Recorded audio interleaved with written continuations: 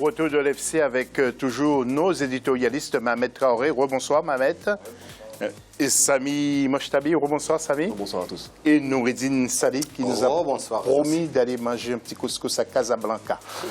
Donc, on prépare ça, on va aller ensemble. On va y aller ensemble. La question de l'FC, quels sont selon vous les meilleurs joueurs africains en ce moment sur le continent? Vous allez sur nos réseaux sociaux, mais aussi fc@africa24tv.com. Le PSG joue gros cette semaine en Ligue des Champions. C'est le football international.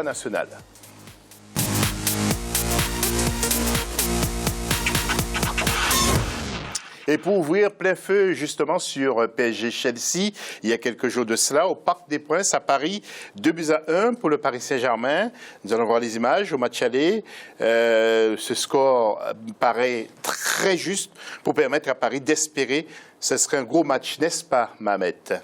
Un gros match parce que le Paris Saint-Germain est aujourd'hui dans une dynamique de pouvoir être l'une des meilleures équipes européennes et il faut battre les meilleurs pour être parmi ceux-là. Exactement. Laurent Blanc, justement, l'entraîneur du PSG, après ce match PSG-Chelsea. Écoutez ce qu'il a dit. Oui, on peut penser cela après le match que l'on a vu ce soir. Donc le score ne nous est pas favorable, bien sûr, mais moi ce que je retiens, c'est le match, l'analyse du match. Je suis extrêmement content de mon équipe, des joueurs, de l'état d'esprit démontré. C'est quasiment le match que l'on voulait faire. Il n'y a que le mot quasi qu'il faut regretter, dans la mesure où c'est le but que l'on prend qui, malheureusement, ne nous permet pas de réaliser ce qu'on voulait faire. Voilà. Donc, mais dans l'analyse du match, il y a beaucoup de choses très satisfaisantes. Mais le score, et c'est ce qui compte à la fin, nous est défavorable, donc le match au retour sera compliqué. Samy, nous allons voir le tableau des rencontres avec tout d'abord, ça commence dès ce mardi 8 avec quelques rencontres et notamment Wolfsburg contre la Gantoise et on a donc ces images avec Rome qui rencontrera le Real de Madrid, pas Real Machine, hein, comme ça a été écrit, mais Real de Madrid. Il y a eu une erreur déjà, c'est pas 4-0. C'est 2-0, oui. Ouais, et puis ensuite il y aura Benfica, etc. Alors, Samy, ça va être facile pour le PSG en Angleterre? Facilement, on sait que les Parisiens s'attendent à une grosse rencontre. Ils ont l'habitude quand même, à ce niveau de la compétition, ça ne rigole plus. Maintenant, l'année dernière, ils l'ont réussi avec 1-1. 2-1, ça reste, quoi qu'il en soit, un meilleur résultat, puisqu'ils peuvent se permettre de faire 0-0. Ça va être un enfer à Stamford Bridge. On connaît le jeu anglais et les équipes de Première Ligue qui vont mettre une forte intensité dès le début. Il ne faudra pas craquer dès le début de match, mais c'est faisable. C'est faisable. Vu ce que Paris a montré au match aller, ils ont les qualités, en tout cas, ils ont l'effectif pour réussir ce genre de match. Oui, alors deux faux pas, hein, il faut appeler ça comme ça. À Lyon tout d'abord, PSG qui perd 2-1, et puis contre Montpellier qui est censé être inférieur, 0-0.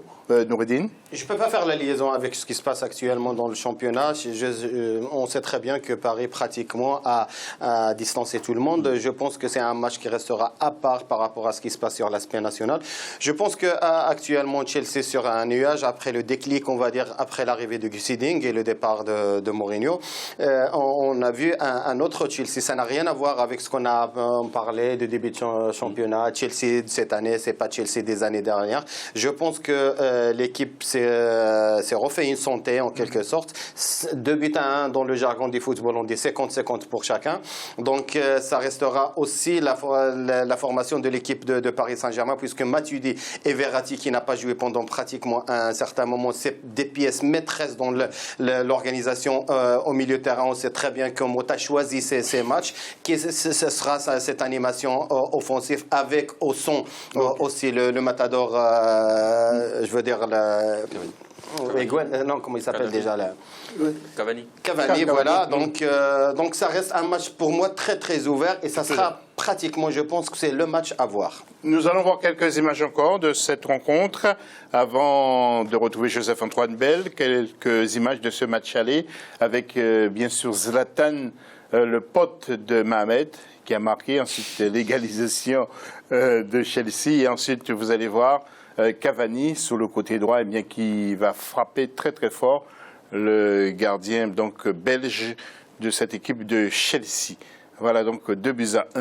Et je peux vous dire aussi bien que Chelsea a appuyé sur l'accélérateur et Chelsea aurait même pu faire un match nul ou au moins remporter ce match. Alors, Mohamed, vous allez nous apporter votre sentiment tout à l'heure, vous allez nous donner votre réaction. Retour sur les élections à la FIFA, et nous avons demandé à Joseph-Antoine Bell ce qu'il pense de ces fins de mandature. Souvenez-vous, João Avalanche, lorsqu'il a quitté, il était donc brésilien, il y avait un problème financier, et là, Sepp Blatter quitte aussi, il y a un gros problème financier. Alors, j'ai demandé à Joseph-Antoine Bell, que pense-t-il de tout ça? Écoutez ce qu'il dit. Je pense que ce n'est pas que la FIFA qui a une malédiction. Nous avons toutes les institutions ou les instances qui ont une tendance monarchique ou dictatoriale se termine mal. C'est-à-dire qu'à partir du moment où le type n'a que sa propre volonté pour pouvoir décider de partir, évidemment, il ne partira que quand on s'en lassera. Il partira tard. Et donc, il partira en queue de poisson. Et ça, on le retrouve en politique, notamment en Afrique. Donc, partout où des gens sont installés au pouvoir et gèrent ce pouvoir un petit peu de manière dictatoriale, eh bien, ça se termine par la lassitude de ceux qui sont ainsi gérés et qui, un jour, au péril de leur vie, se dressent et disent trop c'est trop, on n'en veut plus, et puis ça se termine, on l'a vu en Afrique, dans certains pays, on le reverra encore, et on est en train de l'entendre en ce moment dans certains pays. Et là, la FIFA, c'était pareil. Blatter, pour dire la vérité, ce que je reproche à Platini, c'est de ne pas avoir été un ami fidèle. Mais de l'autre côté, il faut aussi dire que Blatter a été un ami qui a exagéré, en ce sens que je sais qu'est-ce qu'il s'était dit. Blatter aurait dû partir pour laisser la place à Platini. Quand nous étions au congrès de 2002, Blatter prétendait encore pouvoir ne faire que 2 mandats et s'en aller. Or, il est allé beaucoup plus loin que ça. À l'époque, il était capable de vous dire même qu'il ne ferait que le mandat de 2002 et qu'il s'en irait puisqu'il avait été secrétaire général longtemps. Donc, il faut être capable à un moment de se brider. Ceci s'applique aussi aux footballeurs, aux sportifs en général. On les voit, ils ont du mal à arrêter leur carrière. Alors, souvent, ils ont un échappatoire qui est qu'on descend de niveau pour pouvoir continuer à jouer. Il n'y en a pas beaucoup qui puissent dire « je suis un joueur de haut niveau, donc de première division. Si je ne joue pas en première division, j'arrête ma carrière. » Mais on les voit, ils essayent de s'accrocher et puis finalement, certains font pitié sur le terrain parce qu'ils n'ont plus les mêmes performances et qu'ils ont l'impression que ce sont les entraîneurs qui finalement les rendent misérables alors que c'est parce qu'ils n'ont pas eu le courage de dire eux-mêmes « je m'arrête ». Donc je pense que c'est ça le problème. À la FIFA, Blatter n'a pas pu dire « je m'arrête », Avalanche non plus, mais heureusement qu'ils vont introduire la limitation de mandat et que je sais qu'en sport, elle sera respectée. Voilà, donc mettre un petit mot sur ces problèmes financiers. Chaque fois, à la FIFA, il y a trop d'argent. Bon, c'est pas qu'il y a trop d'argent, c'est que c'est mal géré. C'est mal géré, il y a toujours le favoritisme, le copinage. Et ça s'est beaucoup vu ces dernières années à la FIFA et dans d'autres institutions footballistiques aussi. C'est dommage que le football à ce niveau-là ce soit le reflet de la corruption. Oui, Infantino veut donner beaucoup d'argent aussi à l'Afrique et veut intégrer 7 équipes pour la prochaine Coupe du Monde. C'est des promesses. Oui, des promesses. Et puis aussi veut prendre 2 membres supplémentaires aussi au sein de l'instance. Samy, un petit mot, vous pensez qu'Infantino peut faire beaucoup pour l'Afrique ou pas? Espérons, comme l'a dit Mohamed, c'est des promesses. Après, la FIFA, c'est devenu un spectacle. J'ai l'impression qu'il y a autant de rebondissements que dans un épisode de Game of Thrones. C'est devenu un peu du n'importe quoi et ça me semble pas prêt de s'arrêter. Oui, Noureddine, vous êtes de l'avis de vos 2 confrères ou pas? Oui, bien sûr. Non, c'est que ce que je peux ajouter, c'est qu'il ne faut pas oublier que l'Afrique a pris une décision de voter contre Gianni pour le cher Salman. Donc ça va, dans l'avenir, ces élections, c'est vrai qu'il y a 15 pays qui ont au deuxième tour voter pour Giannis, peut-être c'est dans ces 15 pays qu'il faut trouver les 2 membres que tu viens de citer pour intégrer la FIFA. Tout à fait. Nous allons passer à la réponse à la question. On a beaucoup parlé de ce garçon.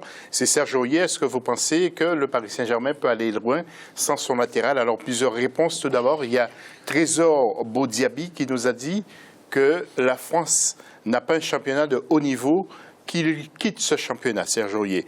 Et Manin Bertin-Locaux qui nous dit « Seul Laurent Blanc pourrait répondre avec hypocrisie ». Il y a Erwin Ebele qui nous dit « Ils ont décidé de ne pas le sanctionner car il est trop valeureux à leurs yeux ». Eric Aouzi qui nous répond, lui, « Permettez-moi de vous citer un proverbe. L'erreur est humaine, seule l'obstination est coupable. » Voilà, messieurs, une petite réaction rapide de quelques secondes, Mamet, et on remet l'antenne. C'est vrai que Serge Aurier a fait une bêtise, mais le problème du Paris Saint-Germain, c'est qu'ils n'ont pas l'équivalent de Serge Aurier aujourd'hui. Donc, son absence a un impact, ça c'est sûr, dans le jeu du Paris Saint-Germain. Samy? Oui, pour moi, le débat est clos. Il a été sanctionné, il reviendra, et je pense qu'il reviendra à son niveau, et ce sera une bonne chose pour le PSG. Noureddine, vous qui êtes un supporter de Marseille, qu'est-ce que vous en dites? Oui, c'est ça. Non, ne l'écoutez pas. Je suis pas contre Marseille, mais je supporte pas. Hein. Donc, voilà, pour ne pas me griller. Je pense que aussi, il faut pas oublier que tu me cherches que des galères. Il va souvent à Marseille. Serge Aurier. Non, je pense, oui, pour Serge Aurier, il ne faut pas oublier que, bon, on va dire les Qataris, surtout le président, ne va pas passer à côté de 15, 20, voire 25 millions. Donc, l'erreur est humaine, certainement, mais cette erreur humaine coûte beaucoup d'argent pour le PSG. Hein. Voilà, Noureddine que j'aime bien taquiner. Allez, loin. Noureddine que j'aime bien taquiner. En tout cas, merci beaucoup de nous avoir suivis. Et puis, on se retrouve lundi prochain pour un nouveau numéro de l'AFC. Dans quelques instants, d'autres infos sur Africa 24. Salut, bonne soirée.